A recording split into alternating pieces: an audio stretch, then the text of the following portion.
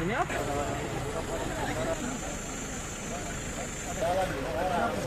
Gelang-gelang apa sih? Kita berduka atas meninggalnya 6 orang akibat kerusuhan di Yahukimo, Papua, Minggu 3 Oktober lalu. Kerusuhan pecah setelah dua suku Kimial dan suku Yali, bentrok. Selain menelan korban jiwa, 42 warga lainnya terluka. Ribuan orang juga terpaksa mengungsi. Yahukimo yang merupakan akronim 4 suku, yaitu Yali, Hubla, Kimial, dan Monuna, membara. Yang pertama, pada saat orang sedang beribadah, sebagian kelompok masyarakat kita yang ada dari suku Kimial mendengar bahwa mantan Bupati Kabupaten Yahukimo meninggal dunia di Jakarta. Di salah satu kamar hotel di Jakarta. Itu membuat mereka secara spontan terkejut dan mereka melakukan aksi-aksi yang tidak benar. Mantan bupati yang dimaksud adalah Abok Busup yang memimpin Kabupaten Yahukimo antara 2016 hingga Mei 2021. Abok meninggal dunia di sebuah hotel di Jakarta Minggu pagi 3 Oktober lalu.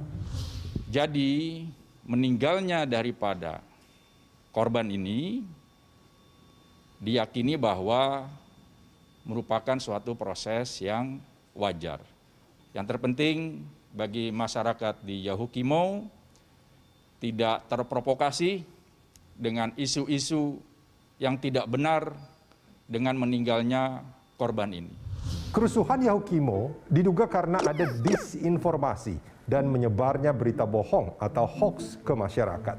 Inilah racun yang amat berbahaya dan sekarang makin menghantui kita semua di era media sosial.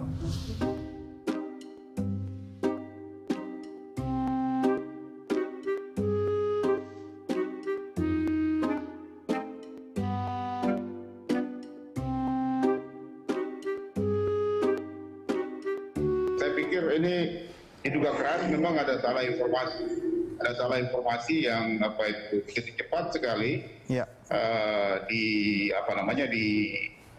dimakan begitu ya oleh warga masyarakat, dan itu bisa dibuktikan juga dengan ada indikasi di mana ada satu korban yang ternyata itu adalah dari kelompok penyerang yang juga terluka, bahkan tewas ya. Jadi ini dari 6 korban yang meninggal itu ada salah satu di antaranya itu dari kelompok yang menyerang. Hoax atau berita bohong jelas-jelas berbahaya. Staf ahli Kementerian Komunikasi dan Informatika, Devi Rahmawati, menyebut hoax bisa menerbitkan kerusuhan sosial, konflik politik, dan kerugian ekonomi. Mengutip OJK, menurut Devi, antara 2011 hingga 2020, kerugian yang ditanggung masyarakat akibat hoax menembus 114 triliun rupiah. Ini lebih gede dari dana BLBI yang kini dikejar Satgas BLBI.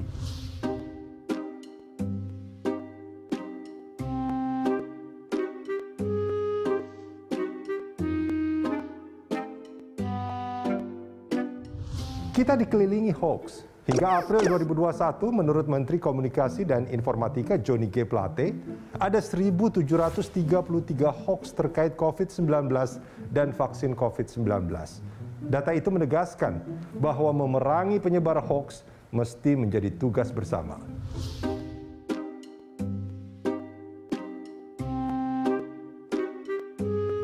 Pemerintah sebetulnya punya piranti hukum yang cukup untuk menggasak penyebar hoax. Ada segudang pasal yang disiapkan untuk menjeratnya, mulai dari KUHP, Undang-Undang ITE, hingga Undang-Undang Penghapusan Diskriminasi Ras dan Etnis. Aturan sudah ada, tapi tentu saja kita tak bisa bertumpu semata-mata kepada penegakan hukum. Yang lebih penting dari itu adalah memberi kesadaran dan mengedukasi masyarakat betapa bahayanya hoax. Ia racun berbisa. Kita perlu melawannya dengan literasi agar kerusuhan yang merugikan secara sosial, ekonomi, dan memakan korban tak terjadi.